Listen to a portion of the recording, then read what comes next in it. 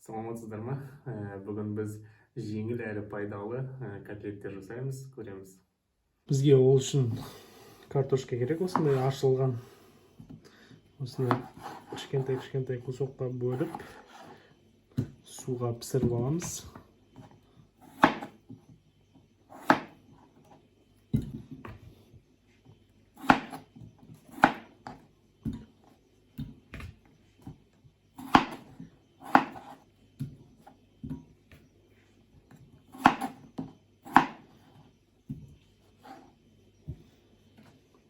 Осындай қылып. Және осындай бір кесе күріш. Бұны да жақсылап жуып, суға пісіріп аламыз. Енді котлетімізге бізге осындай бір жуа керек. Оны осылай ұсақтап тураймыз.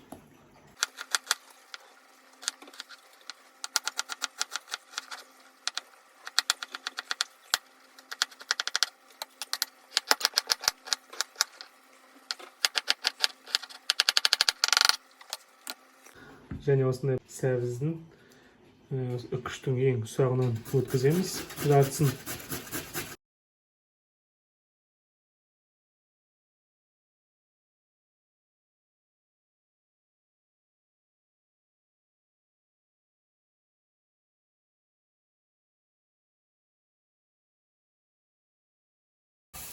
Осылай майда жуамыз бен сәбізімізді қуырып аламыз.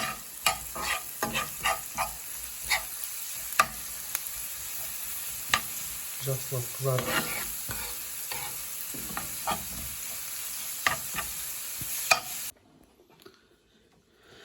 Картошкамызға кішкене май қосып еземіз.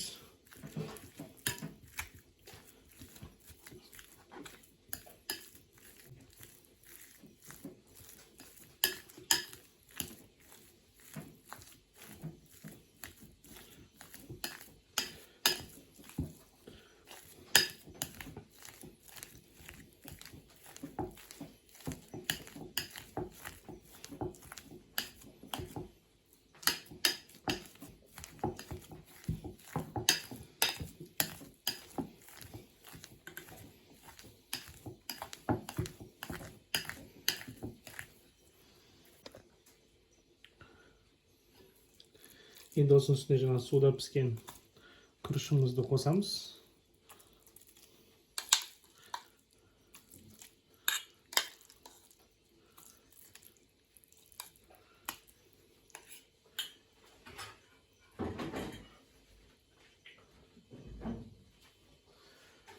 Және үстіне жаңағы жуамыз бен қуырылған сәбізіміз.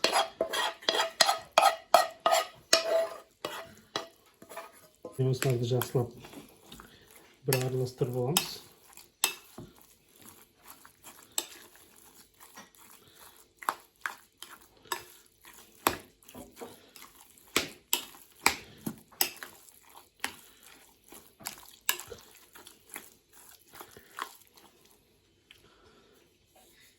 Және қара бұрыш.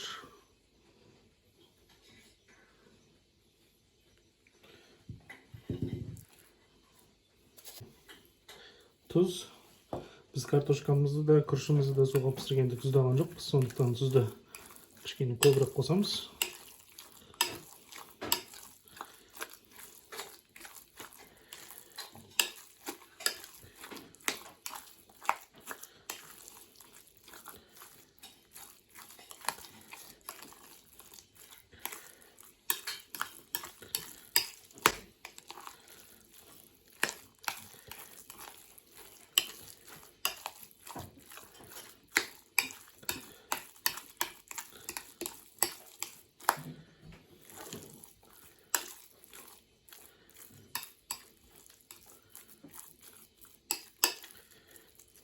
Осылай араластырып алдық.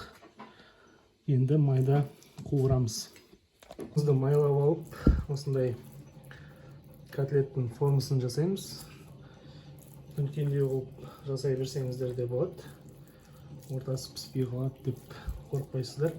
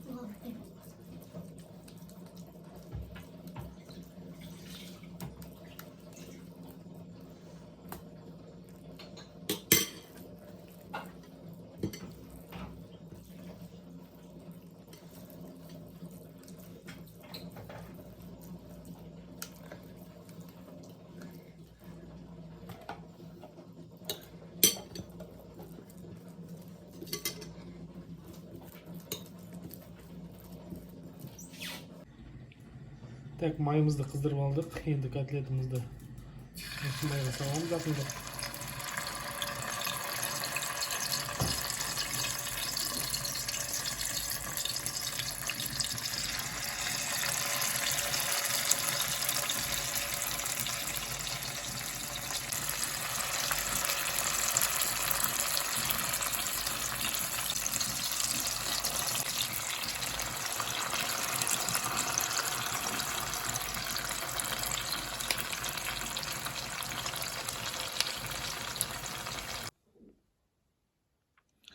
Ал бисмиллахта котлетіміздің дәмін көрейік.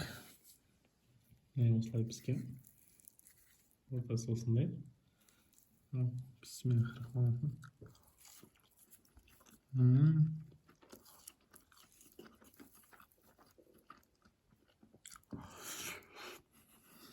Жеңіл. Бүгін ортасын жарып көрсетейін. Міндетті түрде жасап көріңіздер. Супер. Біздің пайдалы котлеттеріміз дайын болды. Міндетті түрде жасап көріңіздер. Каналға қосылып, лайк басып, комментарий жасаңыз. Сау болыңыздар.